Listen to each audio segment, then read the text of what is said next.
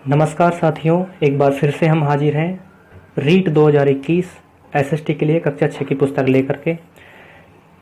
पिछले वीडियो तक हम भाग फर्स्ट कंप्लीट कर चुके हैं, तो आज हम सामाजिक विज्ञान कक्षा 6 की भाग नंबर सेकंड, जिसमें राजनीतिक जीवन से संबंधित कुछ महत्वपूर्ण प्रश्न और शब्दावलियाँ हैं, तो हम आज जो पढ़ेंगे वो अध्याय नंबर 8 से लेकर के 11 तक एक साथ पढ़ेंगे, क्योंकि बहुत छोटे छोटे ये पाठ हैं, इसलिए 8 से 11 तक हम सभी पाठों को एक साथ ले लेंगे। उसके बाद में बचे जो पाठ हैं उनको एक एक करके हम पढ़ेंगे।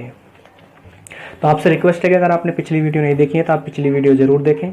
डिस्क्रिप्शन में उनका लिंक दिया हुआ है, वहाँ से आप सीधा देख सकते हैं, या फिर चैनल पर जाकर के प्लेलिस्ट में देख सकते हैं।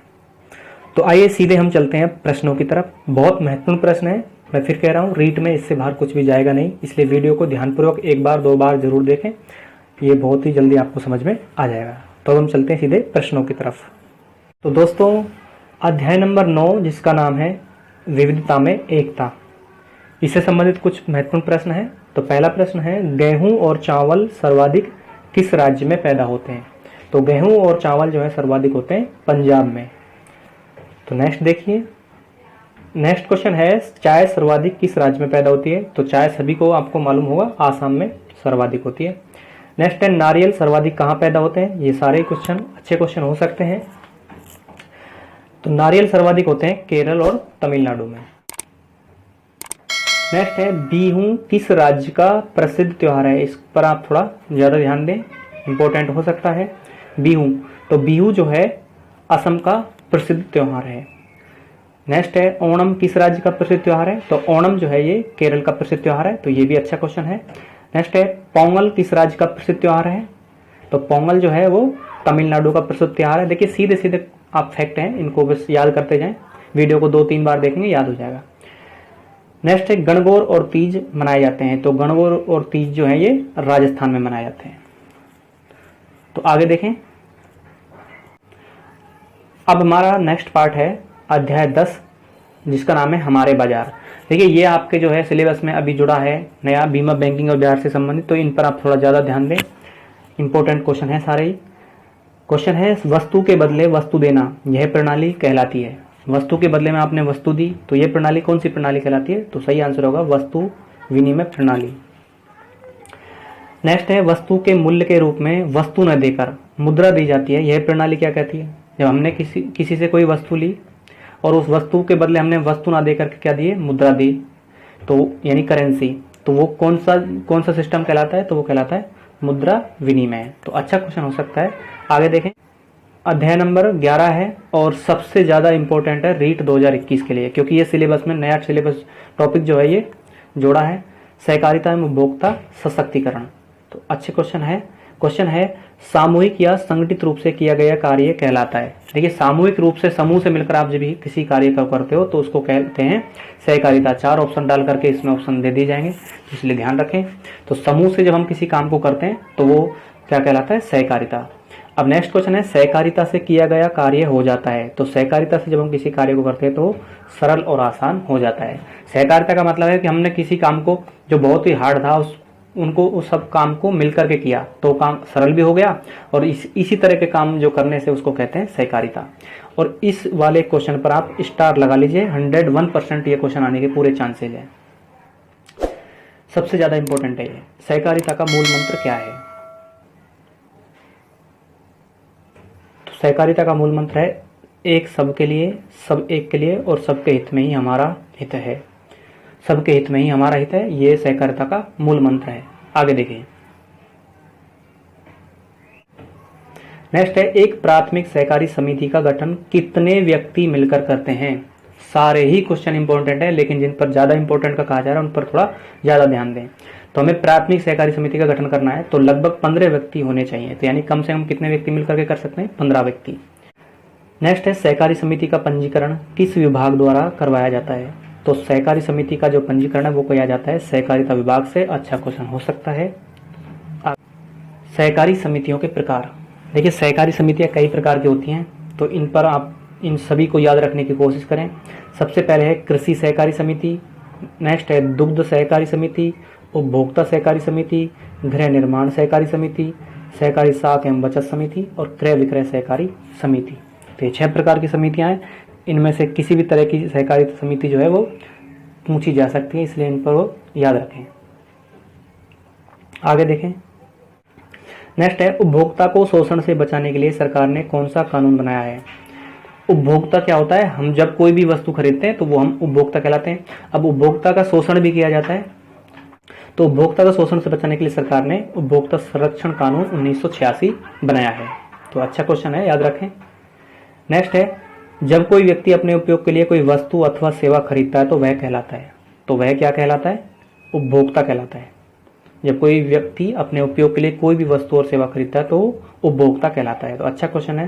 नेक्स्ट क्वेश्चन पर स्टार लगा लीजिए, अच्छा क्वेश्चन है। सबसे वस्तुओं की गुणवत्ता को प्रमाणित करने वाले मानक चिन्ह। तो मानक चिन्ह जो वस्तुओं को प्रमाणिकता को दर्शाते हैं तो वो कौन कौन से हैं, एक तो है ISI, एक है एगमार्क और एक FPO। तो इनको आप याद रखें। नेक्स्ट है, उपभोक्ताओं की शिकायतों की सुनवाई के लिए कौन से न्यायालयों का गठन किया गया है। उपभोक्ताओं की सुनवाई के लिए कौन से न्यायालयों की क्या गठन किया था, उपभोक्ता न्यायालयों का गठन किया गया है। नेक्स्ट है, कौन से कानून के तहत उपभोक्ता न्यायालयों का गठन किया गया है। देखिए, उपभोक्ता को शोषण से शिकायतों की सुनवाई के लिए तो उपभोक्ता न्यायालय गठन किया गया, लेकिन इन न्यायालयों का जो गठन है वो कौन से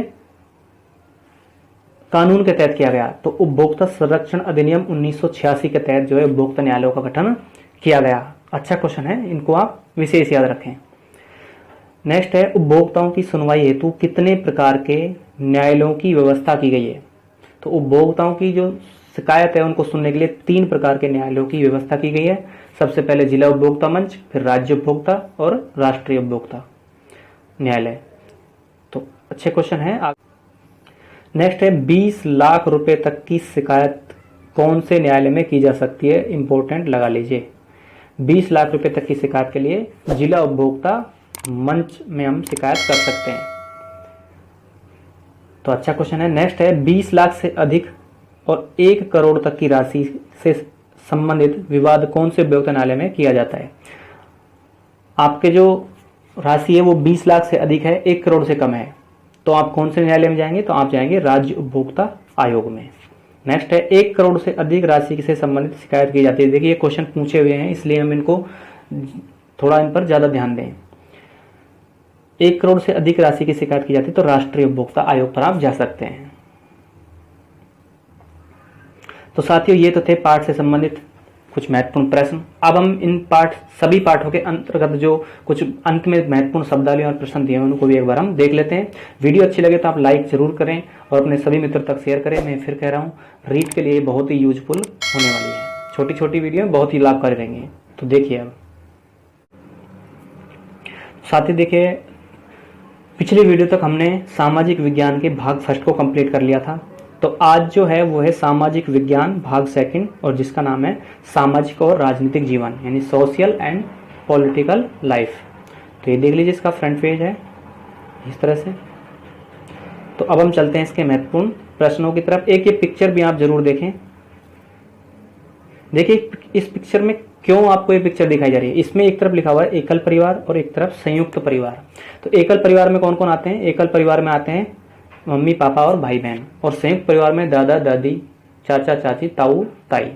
तो इस तरह का जो परिवार होता है वो क्या कहलाता है, संयुक्त परिवार। तो इस पिक्चर को भी आप देख लें, क्वेश्चन पूछा जा सकता है। आगे देखें, तो नेक्स्ट है पार्ट नंबर 8, और जिसका नाम है हमारा सामाजिक परिवेश। इससे संबंधित कुछ महत्वपूर्ण शब्दावलियां हैं, तो इनको भी एक बार आप जरूर देख लें। एक तरफ है सामाजिक संस्थाएं। तो सामाजिक संस्था क्या होती हैं, विवाह, परिवार, जाति आदि समाज द्वारा मान्य संस्थाएं। तो ऐसी संस्था क्या होती हैं, सामाजिक संस्थाएं। नेक्स्ट है परिवार, सामान्यतः एक विवाहित युगल और उनके बच्चों से मिलकर परिवार बनता है। तो ये भी याद रखें। आगे देखें, नेक्स्ट है, अच्छा क्वेश्चन है। देखिए, इस बार वैसे ये समाजशास्त्र का जो यूनिट है वो हमारे सिलेबस से हटा दिए, लेकिन फिर भी ये SST के मेथड्स में भी जो है ये क्वेश्चन पूछे जा सकते हैं। तो इनको आप देख लें 1-2 मिनट में, जल्दी जल्दी चलेंगे थोड़ा। तो हमारी प्रथम पाठशाला है। तो प्रथम पाठशाला क्या है, ऑप्शन है परिवार, विद्यालय, समाज और पड़ोसी।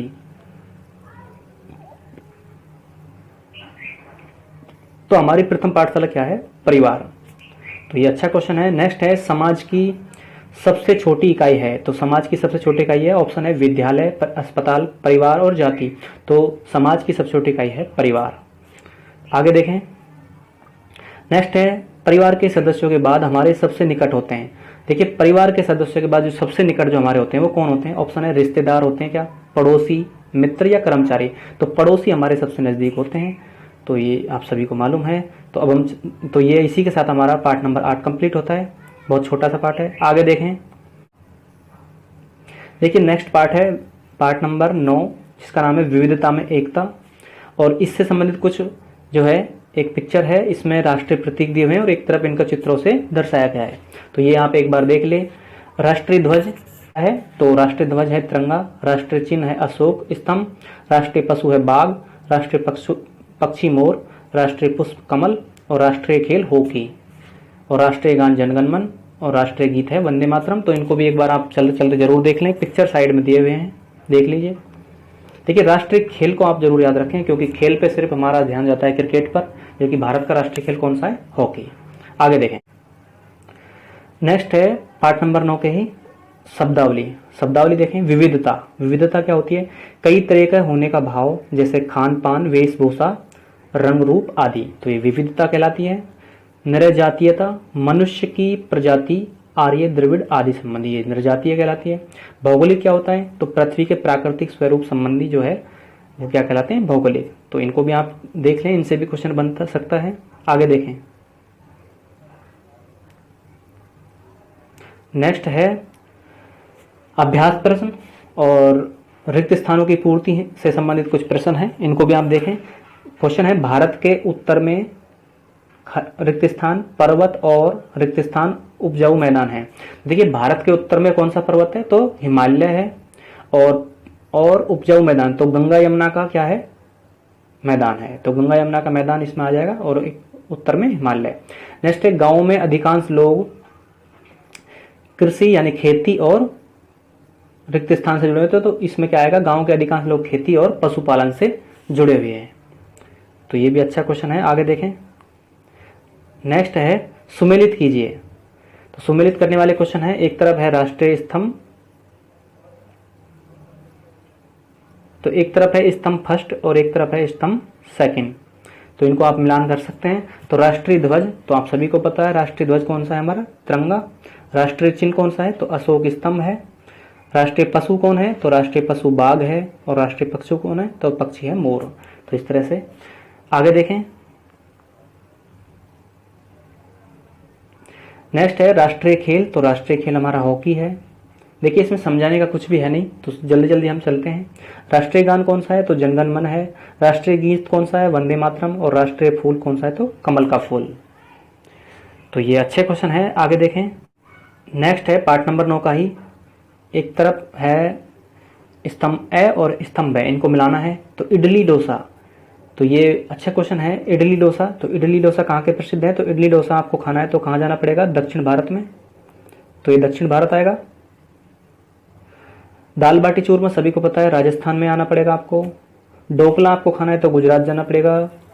मक्के की रोटी और सरसों का साग पंजाब जाना पड़ेगा आपको। लिट्टी चोखा खाना है तो आपको बिहार जाना पड़ेगा।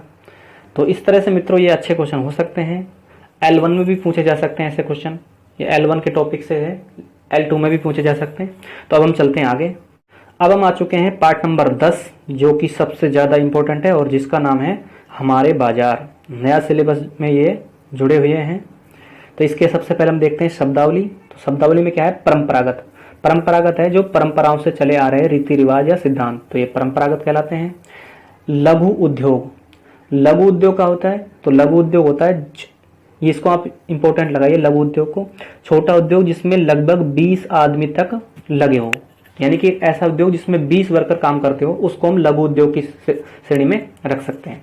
कुटीर उद्योग क्या होता है? घरेलू उद्योग जो परिवार के सदस्यों के सहयोग से चलता है, तो ये कुटीर उद्योग है, पूछा जा सकता है, इसको भी याद रखें। थोक व्यापारी क्या होता है? बड़ी मात्रा में माल खरीदने और बेचने वाले व्यापारी, तो ये सभी को पता होगा। फुटकर क्या होता है?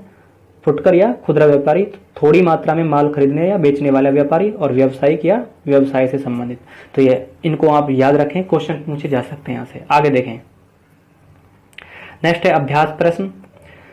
पहला प्रश्न है, जो व्यापारी बड़ी मात्रा में सामान खरीदकर छोटे व्यापारी को बेचते हैं क्या कहलाते हैं? ऑप्शन है थोक व्यापारी, खुदरा व्यापारी, हाट व्यापारी या इनमें से कोई नहीं। तो ऐसे व्यापारी जो बड़ी मात्रा में सामान खरीदते हैं और फिर उनको छोटे व्यापारी में बेचते हैं, तो ऐसे व्यापारी को हम कहते हैं थोक व्यापारी। नेक्स्ट है, हम अपना बचत खाता खुलवा सकते हैं। तो हम अपना बचत खाता कहाँ खुलवा सकते हैं? बैंक में, पोस्ट ऑफिस में, बैंक और पोस्ट ऑफिस दोनों में, या इनमें से कोई नहीं। तो हम अपना बचत खाता हमें खुलवाना है तो बैंक और पोस्ट ऑफिस दोनों में खुलवा सकते हैं। आगे देखें, नेक्स्ट है, रिक्त स्थानों की पूर्ति करें। साप्ताहिक बाजारों को रिक्त स्थान यानी खाली स्थान भी कहते हैं। तो साप्ताहिक बाजारों को हाट कहते हैं, हाट, हाट याद रखें। साप्ताहिक बाजारों क्या कहते हैं? हाट। अच्छा क्वेश्चन है, हम रिक्त स्थान मशीन का प्रयोग करके अपने खाते से धन सरलता से निकाल सकते हैं। तो हम एटीएम का प्रयोग करके, किसका? एटीएम। तो एटीएम का प्रयोग करके सरलता से धन निकाल सकते हैं। नेक्स्ट है, सभी बैंक खाली जगह के निर्देशन में नियंत्रण में कार्य करते हैं। तो सभी बैंक जो है ये आरबीआई के निर्देशन में काम करते हैं, याद रखें, डबल इंपोर्टेंट लगा लीजिए, बीमा बैंकिंग आपके लगा हुआ है। तो अच्छा क्वेश्चन है। नेक्स्ट है, वस्तु विनिमय किसे कहते हैं? ये अब हम पहले पीछे पढ़ चुके हैं। वस्तु विनिमय, जब वस्तु के मूल्य के रूप में वस्तु दी जाती है तो वस्तु विनिमय, और जब वस्तु के मूल्य के रूप में मुद्रा दी जाती है तो इसको मुद्रा विनिमय। तो अच्छे क्वेश्चन है, आगे देखें। अच्छा लगे तो लाइक, कमेंट, शेयर आप कर सकते हैं साथियों। नेक्स्ट हमारा पार्ट है पार्ट नंबर 11, उपभोक्ता एवं सशक्तिकरण। सबसे अच्छा ये पार्ट है, सबसे ज्यादा इंपॉर्टेंट है। तो इसके देखते हैं हम शब्दावली। पार्ट नंबर 11 है ये, सहकारिता। तो सहकारिता क्या है? सहयोग करने व साथ मिलकर काम करने का भाव। तो सहकारिता का मतलब क्या है? साथ मिलकर के काम करते हैं, सहकारिता कहलाती है। आगे देखें, आर्थिक, तो धन या रुपये जैसे संबंधी, रुपये पैसे संबंधी। शोषण, शोषण क्या होता है? दूसरे की मेहनत का अनुचित लाभ उठाना। क्वेश्चन बन सकता है ऑब्जेक्टिव कि दूसरे की मेहनत का अनुचित लाभ उठाना क्या कहलाता है? 4 ऑप्शन मिल जाएंगे, तो सही आंसर क्या होगा? शोषण। नेक्स्ट को आप डबल इंपोर्टेंट लगाइए दोनों। गारंटी वारंटी क्या होती है? देखिए, क्रय की गई वस्तु में एक निश्चित अवधि में दोष आने पर विक्रेता द्वारा बदले में दी जाने वाली वैसी ही वस्तु देने की सुविधा। गारंटी का मतलब है कि आपने कोई उपकरण खरीदा, कोई भी डिवाइस खरीदा, वो खराब हो गया तो वो जो है उस डिवाइस को रख लेगा और आपको नया डिवाइस दे देगा। ये तो क्या है? गारंटी। और वारंटी क्या है? क्रय की गई वस्तु में एक निश्चित अवधि में दोष आने पर विक्रेता द्वारा उसकी निःशुल्क मरम्मत करने की सुविधा। आपने कोई मोबाइल खरीदा तो कंपनी वाले उसकी गारंटी नहीं देते, क्या देते हैं? वारंटी। उसमें अगर कोई भी खराबी आती है, जब तक उसकी क्या है? वारंटी 1 साल या 2 साल की, तो उसमें अगर कोई खराबी आती है तो वो क्या करते हैं? उसको नया नहीं देते, क्या करते हैं? उसको ठीक कर देते हैं। तो ये क्या सुविधा क्या कहलाती है? वारंटी। तो याद रखें। आगे देखें, नेक्स्ट क्वेश्चन है, सहकारी समिति का पंजीकरण कराया जाता है।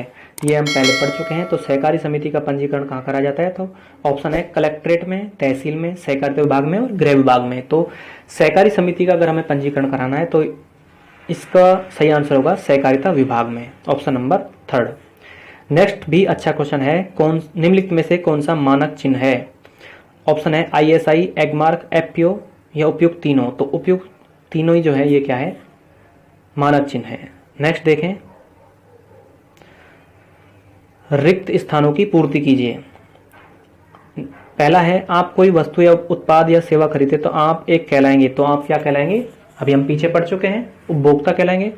नेक्स्ट है, उपभोक्ता द्वारा 20 लाख रुपए से अधिक और 1 करोड़ रुपए तक की राशि से संबंधित विवाद की शिकायत खाली जगह में की जाती है। तो अभी हमने पढ़ा था कि 20 लाख रुपए तक की जो राशि है उसको तो हम जिला उपभोक्ता मंच में, 20 लाख से जैसे ही क्रॉस हो जाती है 1 करोड़ तक की राशि है तो उसको हम कहाँ ले जाते हैं? राज्य उपभोक्ता आयोग में। तो राज्य उपभोक्ता आयोग में हम जाएंगे तो इसमें क्या आएगा? राज्य उपभोक्ता न्यायालय। नेक्स्ट है, प्राथमिक सहकारी समिति के गठन के लिए निम्नलिखित सदस्यों की आवश्यकता होनी चाहिए। कम से कम कितने सदस्य मिलकर के जो है प्राथमिक सहकारी समिति गठन कर सकते हैं? तो 15 व्यक्ति। देखिए, बहुत अच्छे क्वेश्चन है और ये नया टॉपिक है आपके सिलेबस में, इसलिए मैं फिर कह रहा हूं, इनको आप जरूर इन पर ज्यादा ध्यान दें।